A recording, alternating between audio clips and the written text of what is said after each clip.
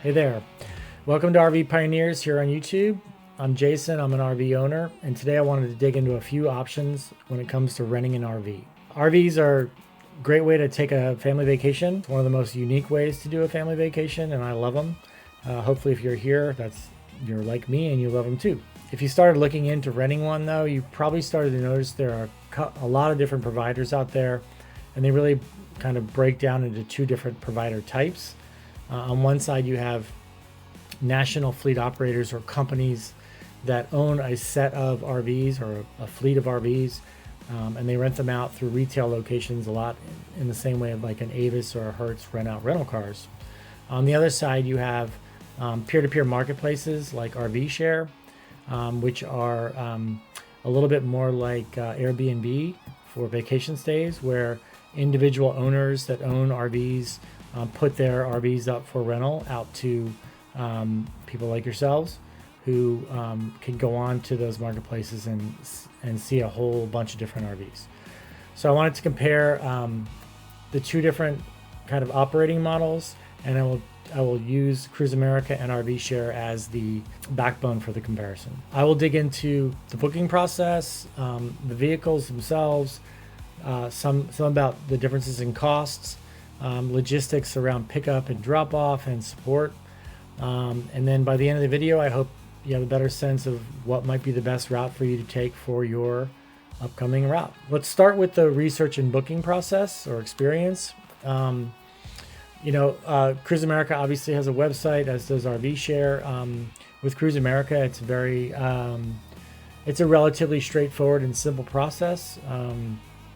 The landing page pretty much gives you right up front an ability to put in some search criteria to pick which unit type you want and your dates, and some simple number of passengers, limited number of filters. But they also pretty highly promote promotions that they may be running at that particular time that you hit the website. The promotions themselves I've found to be can be very valuable in saving a lot of money. But the site itself, as far as the researching and booking, you can see which units on the homepage. You can see all the different units they provide. They are a limited set of units on the Cruise America site, so it's a pretty quick process. I'd say within 30 seconds to a minute, you can quickly jump into the searching for a specific unit in a specific location for the number of passengers you might have and the dates that you need it for. On the RVshare side, the research and booking, it's a little bit more visual and dynamic, I would say, because there's a lot of different RVs coming in, different types of RVs from different owners, and the owners themselves have a lot more latitude in what information they provide on their unit. They may have different optional upgrades. They have different features of the RV. They write their own descriptions. So on the RVshare side, it's similar to Cruise America in that you have a pretty straightforward search criteria, which all of us by now are familiar with searching for things like this. But the Cruise America is much more linear, and on the RVshare side, it's a little bit more dynamic. It can take a little longer on the RVshare side to kind of dig into what you're looking for. Neither site is hard to use. I would say the Cruise America site is just a little bit more simple. Cruise America also has an 800 number on their site, so if you were not wanting to use the website as a way of booking, you can actually call the 800 number and make a reservation over the phone. That may be beneficial to newer RV renters or folks that may have questions. So that's an option on the Cruise America side. I did not see, and I don't believe there's an 800 number you can call to do reservations with RVshare.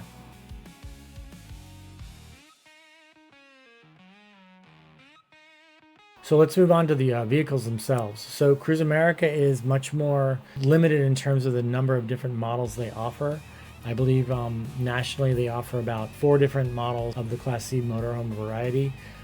Those Class Cs, I think they range from the ultra compact, which is 19 feet, to 21 feet, to 25 feet, to 30 feet. And then they offer a trailer as well, just one trailer unit that's relatively, I would say, small to medium size.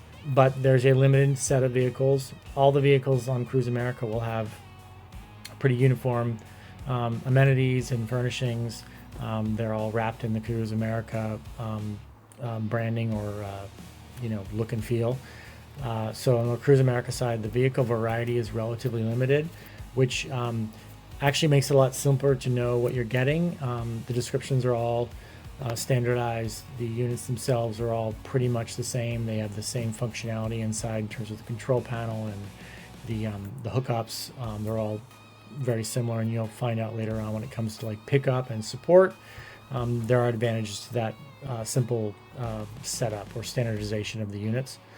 On the RV share side, much more wide-ranging. If you're looking for an Airstream or a Class A motorhome, or a variety of different towables, there's more variety on the RV share side.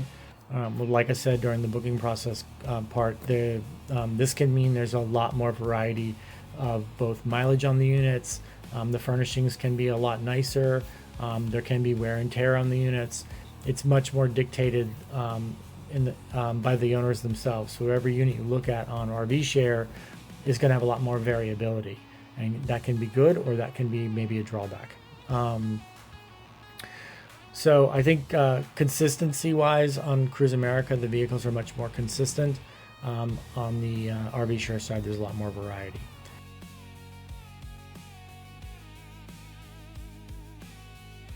Let's move on to the costs. So it's very difficult to compare Cruise America per se, or a fleet operator cost-wise with an RV share or a peer-to-peer marketplace provider, mainly because the units themselves, the dates, the optional upgrades, and the mileage costs can vary a lot, to very, very specifically to your situation. So depending on which dates you pick, what promos might be being run on, say, Cruise America for mileage bonuses, or not bonuses, mileage promotions, that can dramatically impact your cost. I would say on the Cruise America side, it's a lot simpler to get a very direct, quick cost, all-in cost idea. The nightly or daily rates on both sides are just the starting point of the cost. I would say on the Cruise America side, daily rates, and on the RV share side, the costs for a similar unit are very similar. But when you start to add in things like refundable deposits or insurance or these optional upgrades around linens or Wi-Fi access and things like that, which are much more present on the RV share side, your costs can just move around a lot. So I would advise, when it comes to cost, the best way from my perspective to get a real good sense is, go through the Cruise America process, find an RV that's appropriate size-wise for what you need, location, pickup dates, all of it. And you can get a real clean sense of the total all-in costs on the Cruise America side. And then you can use that as a benchmark to then maybe look on the RV share side and see if you can find something. I do think you'll find RV share costs can get a lot higher as you get to the more fancier units. Some owners maybe are charging, for lots of different optional upgrades, which can be attractive to want, but again, your costs will rise then.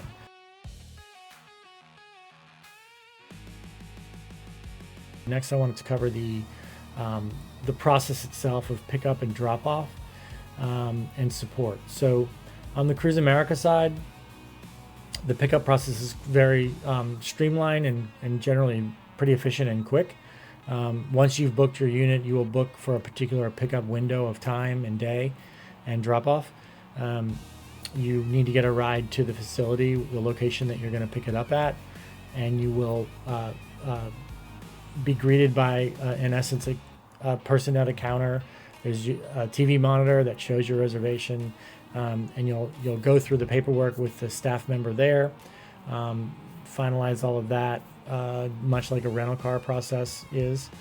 You will get a walkthrough. They'll usually walk you through a video, an instructional video. It's about 6 or 7 minutes long. It's helpful to get yourself acclimated with an RV. This is especially important for first timers. Then you'll be taken out to the actual unit itself and given a walkthrough around the unit, which is a bit of a technical walkthrough. It's almost like the video you just saw. You're going to get kind of in-person walkthrough with the staff member. Highly recommend asking the questions that you need to ask if you have them there and then you're pretty much given the keys and you're off. Drop off, same thing. It's actually a little bit even. I think the pickup process takes about somewhere between 30 and 40 minutes. The drop off process takes about 5 to 10 minutes. You need to have the unit cleaned up. You don't want it to be particularly dirty. Sweep it out, clean the kitchen, things like that. But if you've done that, if you're returning it with fuel as agreed upon, fully refueled, the tank's dumped, things like that, it's a quick drop-off process. Support-wise, on the Cruise America side, they have an 800 number and a website that you can refer to if you need, to review the video again, or there's some tutorials on there. You can also call the 800 number and usually get, you can get roadside assistance in really any scenario. If it's a minor question you may have, or if you have a serious breakdown of the unit, they have mechanics available, and they can get you the help you need pretty directly and quickly. On the RV share side, pickup and drop off is going to be entirely unique per the owner, right? When you pick the unit, there is the owner may want you to pick it up at their house. They may meet you at a neutral location. On RV share, you can book on-site stays or delivery options available. So you can actually have the owner, for a fee, of course, deliver the unit to where you need it, or even to the campground and set it up for you, again, for a fee. So it's very dependent on the RV share side as it relates to the pickup and drop-off procedures. That doesn't necessarily mean they're more difficult. That just means, it's hard to compare one-to-one, only in the sense that the owners on the peer-to-peer marketplaces are going to be all unique processes that you'll have to agree upon with the individual owner. Support on the RV share side, generally speaking, is the owner's likely going to want, and tell you up front that if something goes wrong, you'll want to contact them directly via text or a phone call or an email, depending on how urgent the issue is.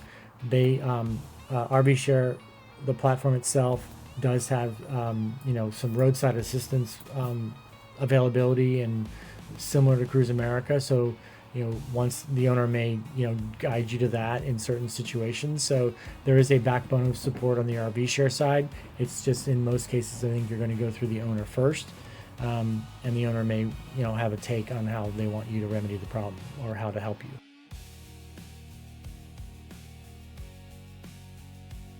I guess, which is right for who? Is Cruise America right, or is RV share right for you? That is, contingent on a few different factors, right? If you're a novice to RVing, I think, generally speaking, Cruise America is, probably a better way to go, in the sense that, you have that sort of standardized support. The RVs themselves are simpler and more standardized. Therefore, the support and your learning curve can be a lot quicker on them. They're all Class Cs, so again, homogeneity in the units themselves. I would also say, one-way trips. RV share does offer an option for one-way rentals, but it looks like they do that in partnership with another fleet provider. There aren't that many options for one-way rentals on their site, and they're done through this other third party. On the Cruise America side, there are one-way options from one location to another. So that's another way you might want to go with Cruise America. If you're looking to just do a one-way trip, Cruise America is probably going to be the most likely option for you. And then I would say the support itself is, Cruise America is a little bit more of a direct, well understood upfront process of what you would need to do in case there's any emergencies or assistance required. On the other side, I would say, if you're looking for a very specific unit, you want a very fancy, well furnished with leather furnished, couches and TVs and options like that, or an Airstream or something like that, RV share is going to be the route for you. That may be true, if you're a very experienced RVer, you might be very specific about the kind of unit you want and know what you want. And then I would say, The delivery option is an interesting one that RV Share offers, and some owners offer on RV Share. So if you don't want to drive the vehicle at all, you just want it to show up where you need it to be and have them set up everything, and you just want to drive your own car to that campground or wherever and just enjoy the camping, and then have that owner come and just pick it up and take it away. That's an option on RV Share that's not available on Cruise America. And then I would say one more thing about, like, maybe go with RV Share if location is something where there's not a Cruise America retail outlet nearby where you need it to be, or your house. So if location is something where you live, you'd be surprised to find that there often are individual owners of RVs and maybe renting out a unit in your own neighborhood, very close by your house. Both models are very good. They both offer a lot of different options in terms of getting you into an RV that you like and that you have a great time in. Hopefully, if you want a deeper dive into the exact some of the more details of what I've talked about here on this video, go check out our the full written guide written up on RV Pioneers. It should be linked to in the description below. Have a good time. Enjoy your RV. Hopefully this was helpful for you. Bye.